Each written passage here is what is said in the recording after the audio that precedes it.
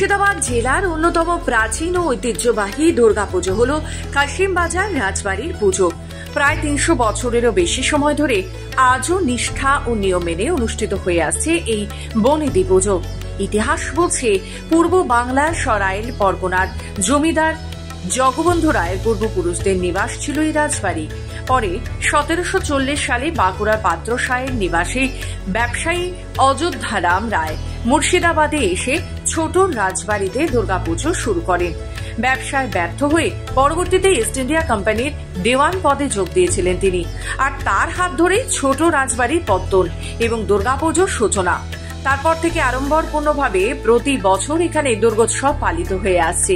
রাজবাড়ির নিজস্ব পুঁথি অনুসারে আজও পুজোর সমস্ত নিয়ম মানা হয়।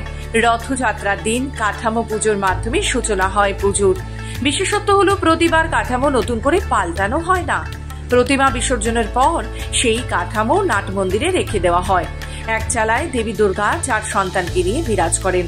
লক্ষণীয় বিষয়, এখানে গণেশের রং লাল আর দেবীর বাহন সিংহ অনেকটাই ঘোড়ার মতো দেখতে, যাকে সিন্ধু ঘটক বলা হয়। এই কাশিমবাজার রাজবাড়ি যে পুজো আমরা মণ্ডপে দাঁড়িয়ে আছি,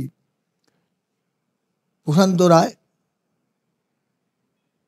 বর্তমান প্রজন্মে, পল্লব রায়, সৌরভ রায় এবং সুপ্রিয়া দেবী, সুদেশনা দেবী, প্রিয়া দেবী, এনারাই তাদের পূর্বপুরুষের পুজোকে ধরে রেখে দিয়েছেন। এবং এই রাজবাড়িতে যে প্রতিমা আমরা দেখছি, ১৭৪০ পত্তন হয়। এনাদের বংশ পরার চলে আসছে একই রীতিতে।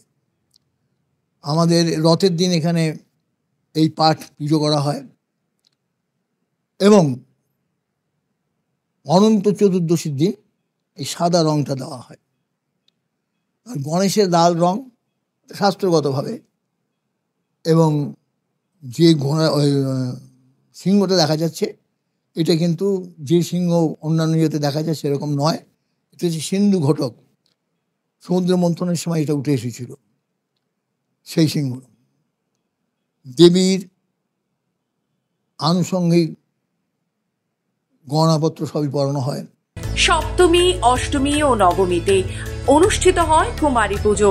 রাজবাড়ির বধূরা নিজেরাই এই পুজোর আচার পালন করেন। অন্নভোগে থাকে ভাজা ও রকমারি তরকারি। প্রতিদিনই মায়ের ভোগে থাকে বোয়াল, ইলিশ ও চিংড়ি মাছ। দশমীর দিন রাজবাড়ির সদস্যরা এক গামলা জলে দেবীর চরণ দর্শন করেন। একে বলা হয় দর্পণী বিসর্জন। এরপর বধূরা আত্মীয় প্রতিবেশীদের সঙ্গে নিয়ে মিলিত হয়ে সিঁদুর খেলায় মাতেন। অতীতে বিজয়া দশমীতে নীলকণ্ঠ পাখি ওড়ানো হতো, তবে এখন বনজ প্রাণী সংরক্ষণ আইনের কারণে সেই রীতি বন্ধ হয়ে গেছে। বিকেলে শোভাযাত্রা করে দেবীকে কাটি গঙ্গায় বিসর্জন দেওয়া হয়। পুজো ৪ দিন ধরে রাজবাড়ি ফিরে যায় তার পুরনো জাঁকজমকের মেজাজে। স্থানীয় মানুষ থেকে শুরু করে জেলার নানান প্রান্ত থেকে দর্শনার্থীরা ভিড় জমান এই রাজবাড়ির পুজো দেখতে। ঐতিহ্য, আচার, অনুষ্ঠান আর আভিজাত্যের ছোঁয়ায় কাশিমবাজার রাজবাড়ির দুর্গাপুজো আজও সমানভাবে আকর্ষণ করে রাখে সবার মন। মুর্শিদাবাদ থেকে গোপাল ঠাকুরের রিপোর্ট, খবর বাংলা।